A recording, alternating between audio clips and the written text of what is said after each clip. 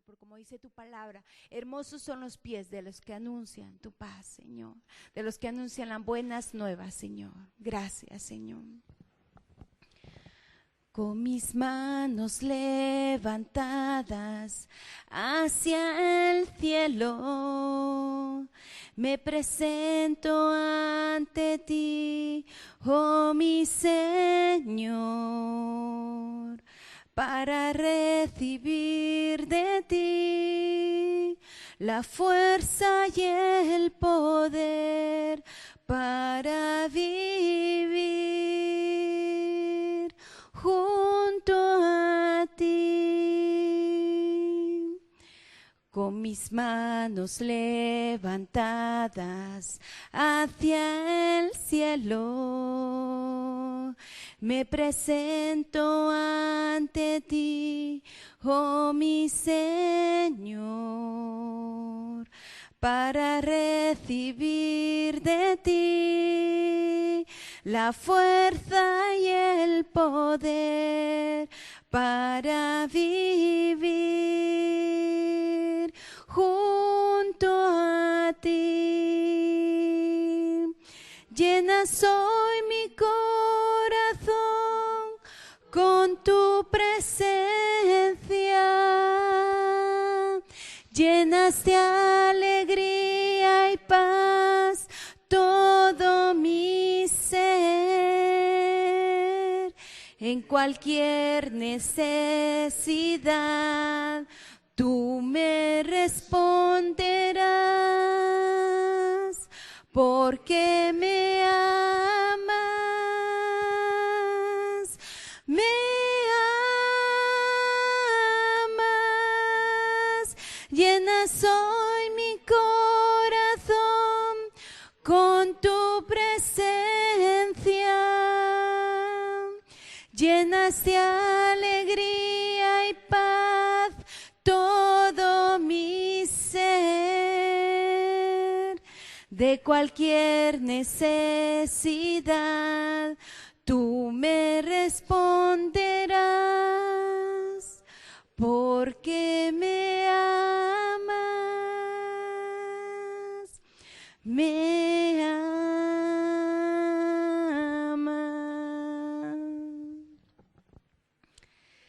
Dice que no hay ningún corazón, por duro que sea, que no sea enternecido por la presencia del Señor. Gracias, Señor, porque tú llenas, Señor, porque tú escudriñas nuestro corazón y tú lo llenas, Señor. Te pedimos que tú sigas sanando nuestro corazón, Señor, porque dice que engañoso es el corazón, ¿quién lo conocerá? Y tú has respondido, yo, que escudriño la mente y el corazón.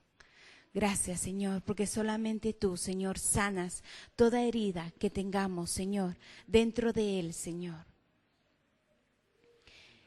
Pero yo a ti oraba, oh Señor, al tiempo de tu buena voluntad, oh Dios, por la abundancia de tu misericordia, por la verdad de tu salvación, escúchame. Gracias, Señor, porque a ti oramos, Señor, y oración, Señor, es hablarte a ti, Señor. Eso es lo que queremos, Señor, hablarte a ti, tocar lo más profundo de tu corazón, Señor. Gracias, Señor, porque tú estás sanando, porque tú estás restaurando nuestras vidas, Señor, nuestros matrimonios, Señor. Gracias, Padre, porque tenemos fe, que es la certeza de lo que se espera, la convicción de lo que no se ve, Señor. Y por muchas situaciones y circunstancias que estemos pasando, Señor, tú obras a tiempo y fuera de tiempo, Señor. Gracias, Señor. Gracias, Hijo. Gracias, Espíritu Santo de Dios. Gracias, Señor. Ahora vamos a tener un buen tiempo. Yo no sé si tú traes dispuesto tu corazón a seguir escuchando palabra del Señor. Amén. Bueno, pues hoy le vamos a pedir a nuestro hermano Domingo que pase a hablar de la palabra del Señor, ¿verdad? Yo quiero que te pongas en pie hermano, sabes, estar aquí delante no es, no es muy fácil que se diga, ¿verdad? Voy a pedir a mi hermana Valderés que levante con voz fuerte y potente, ¿verdad? Mientras que los demás extendemos nuestra mano hacia el hermano Domingo, pidiendo al Señor que hable, que use su boca en el nombre de Jesús, hermano.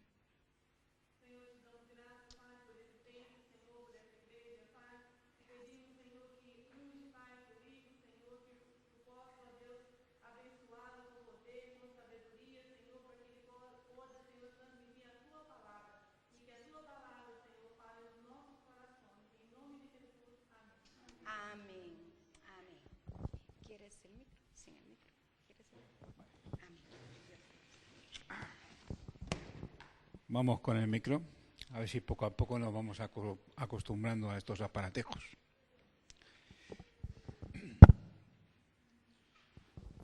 Las personas de cierta edad ya tenemos que colocarnos lentes para ver, aparatos para oír, ayudarnos de la muleta.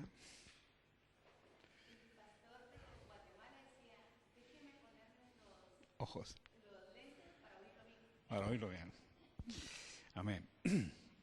Una de las cosas que ocurre cuando nos exponemos a la palabra es que siempre te habla. Y para poder compartir, primero hay que poder recibir. Si no, no habría nada que compartir. Bueno, estoy agradecido al pastor por encomendarme la misión de abrir el libro de los Filipenses. Entonces, esto es muy sencillo, lo hemos titulado Introducción a los Filipenses. La he dividido en dos bloques. El primer bloque es la ciudad y un poco de historia, y el segundo bloque es la iglesia, el mensaje y el libro de Filipenses. Pasemos al primer bloque. La ciudad y un poco de historia.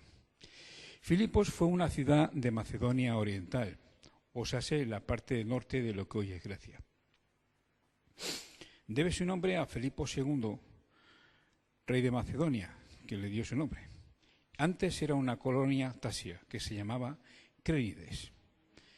Eso viene del latín, y es decir, o viene a decir que es el lugar de muchas fuentes, por la diversidad de fuentes que el río Angites, que es donde estaba ubicada, le proporcionaba. Estaba situada muy cerca de las minas de oro, especialmente la de Ashla, y cerca al río Ganges. O sea, sé que era un punto estratégico y además era el paso de una vía de aquel tiempo real, que atravesaba de este a oeste, entre Anfípolis y Neápolis. Vaya nombrecitos que les ponían, ¿verdad? Que más tarde pasaría a llamarse Vía Egnatia, o sea, sé, otro nombre. Por lo que se establece una guarnición para controlar lo que es ese paso y para controlar las minas cercanas. Después Filipo la dotó de importantes fortificaciones para su defensa y envió colonos e hizo Filipos que fuese una ciudad autónoma, una ciudad que tenía sus propias instituciones políticas e incluso acuñó su propia moneda. Y, bueno, pues llegó a tener un tamaño modesto, no fue muy grande. Tenía entonces, por aquellos entonces, nada menos la cantidad nada desdeñable de 2.000 habitantes. Los romanos conquistaron definitivamente Macedonia hacia el año 167 a.C. y fue Anfípolis y no Filipos la que logró ser la capital de Macedonia o la que nombraron. De ahí también que tampoco creciera mucho.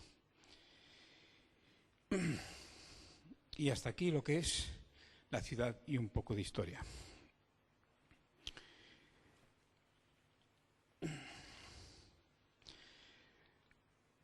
No sé si sabéis que la iglesia de Filipos fue la primera en establecerse en Europa. Eso lo encontramos en Hechos 16, del 8 al 40. La fundaron Pablo, Silas y Timoteo, alrededor del año 48-49 después de Cristo. La iglesia estaba compuesta en su mayoría por gentiles y unos pocos judíos. Y los primeros convertidos de la iglesia, Pablo los contactó en otro río, en el río Graglitis, otro nombrecito, vaya nombres que les ponían en aquella época, ¿verdad? Sí, el establecimiento de la iglesia lo tenemos en Hechos 16, del 8 al 40. Y el contacto con los primeros que pasaron a ser los discípulos fue en Hechos 16, del 11 al 13. Y esos primeros fueron Lidia, que era una muchacha vendedora de púrpura, o sea, sé que tenía vestiduras para la realeza y los ricos de la época. Y además que, bueno, pues en ese momento pues fue liberada de un espíritu de adivinación y así pues también aceptó ya lo que hoy conocemos como al Señor y se hizo miembro de una iglesia. Y el carcelero de Filipos, no sé si recordáis ese pasaje, y toda su casa. El pasaje está en Hechos 16, del 39 al 40. Fue precisamente en casa de Lidia donde empezó la iglesia de Filipos como tal. En Filipos también se dio la coincidencia de que los padres del apóstol Lucas eran de Filipos, eran de Macedonia, y probablemente Lucas estudió medicina en Filipos. O sea, sé que los que piensan que la medicina es una cosa de ahora, ya viene de antiguo, había matasanos ya en aquella época. Así que probablemente Lucas estudió en Filipo y se quedó discipulando a los creyentes por bastante tiempo, en Hechos 26, y pasó mucho tiempo con la iglesia, según los estudiosos, como unos 7 años. Al envío de la carta, como podemos apreciar, la iglesia ya estaba bien establecida al referirse a los destinatarios de la carta, los cuales incluyen a obispos, ancianos y diáconos. Eso lo tenemos en Filipenses 1:1. Como curiosidad deciros, que me pasé medianoche contándolo para poder decirlo, que la carta a los filipenses contiene 4 capítulos, 104 versículos y 2002 palabras. Bueno, la carta, la epístola a los filipenses es llamada también en algunas ocasiones la epístola de la experiencia cristiana, porque trata de la conducta personal más que de la teología, y su nota predominante es el gozo de la vida cristiana. Filipenses ha sido denominada la carta más tierna que jamás escribió Pablo, pero además la más encantadora. En ella hay una gran abundancia de expresiones de alabanza, de confianza y de regocijo, a pesar del hecho de ser una de las cartas que escribió Pablo estando en la cárcel, escrita en Roma concretamente durante su primer encarcelamiento. A pesar de ello, rebosa resplandor y gozo, confianza y fortaleza. Es un gran estímulo para cualquier corazón abatido o desanimado leer esta epístola a los filipenses.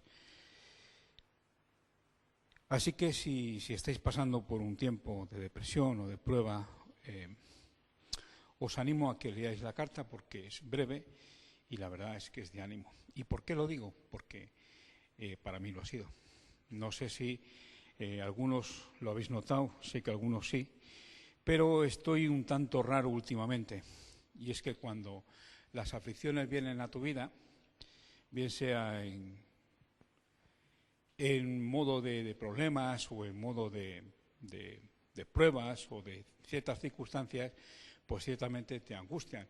Y como aquí decimos en España, te vuelves más raro que un perro verde. Pues así más o menos he estado yo. Así que públicamente gracias por hacerme estudiar Filipenses para poder compartirlo, porque a mí me ha animado mucho. Y por eso os puedo animar a vosotros también. Es curioso, ¿no? Porque el motivo de la carta principalmente fue agradecer una ofrenda de dinero. Acabamos de pasar la ofrenda, ¿no?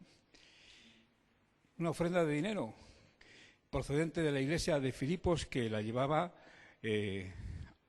al apóstol, fue llevada por Epafrodito, que aunque no lo parezca, era un nombre muy común en aquella época. Epafrodito. Es que también los de antes. Y eso también lo podemos ver en Filipenses 4:18. Esta carta es una tierna carta que escribió Pablo, especialmente a un grupo de personas muy cercanos a él. Estaban muy cercanos al corazón de Pablo, y esto nos lo dice 2 Corintios 8, del 1 al 6. Era una iglesia que Pablo fundó y que apreciaba mucho, hasta el punto de que, a Pablo lo quería mucho, y de hecho no refleja otra iglesia en ningún otro momento que sostuviesen de alguna manera o ofrendasen en este caso al apóstol, ¿no? En Filipenses, al igual que en muchas cartas de Pablo, Pablo advierte a los nuevos creyentes de la iglesia de Filipos a estar alertas ante la tendencia al legalismo. Hemos dicho que la iglesia estaba compuesta por gentiles y por judíos, y los judíos eran muy legalistas, lo cual continuamente se cultivaba en las iglesias primitivas. Los judíos estaban tan atados a la ley del Antiguo Testamento que había un constante esfuerzo a querer volver a esa enseñanza, ¿no? Pero Pablo les enseñó que la enseñanza era, la salvación era por fe, no por obras. Y Pablo se reiteraba en ello, ¿no? Que solo la fe en Cristo, solo la fe es la que realmente los hace ser salvos. Y califica a los judaizantes en aquella época como perros y malos obreros. O sea, sé que también utilizaba palabras fuertes.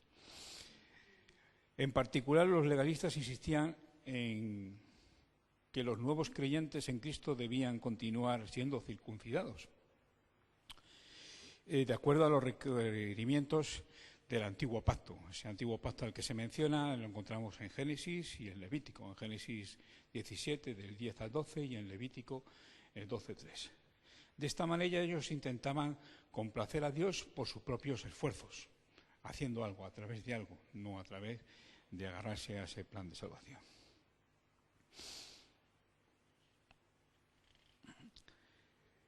Y Pablo explicaba que aquellos que ya habían sido lavados por la sangre del Cordero ya no tenían que someterse a rituales que simbolizaban la necesidad de un corazón limpio. El libro de Filipenses, como tal, podríamos darle una división al libro para más o menos entenderlo un poco. Entonces encontramos que está compuesto por una introducción.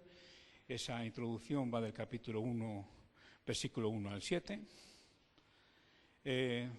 La primera parte sería Cristo, la vida cristiana, regocijarse a pesar del sufrimiento. Esto estaría del capítulo 1, versículo 8 al 30. El punto 2 sería Cristo, el modelo cristiano, o sea, regocijarse en servir con humildad. Esto lo encontraríamos en el capítulo 2, versículo del 1 al 30. El tercer punto, Cristo, el objeto de la fe y el deseo de la expectación cristiana, y eso lo tenemos en el capítulo 3, versículos del 1 al 21. Y el cuarto sería, por ejemplo, Cristo, la fortaleza del cristiano, regocijarse en medio de la angustia, o sea, cuando están los problemas ahí fuertes. Eso lo tenemos en el capítulo 4, versículos del 1 al 9. Y luego, pues, una porción de conclusión, que sería del capítulo 4, del 10 al 23. Podemos encontrar varias aplicaciones prácticas en el libro de Filipenses, ¿no? Una aplicación práctica puede ser que, al ser una carta muy personal que escribe Pablo, tiene muchas implicaciones personales para los creyentes. Está escrita durante su encarcelamiento, no nos olvidemos de ello.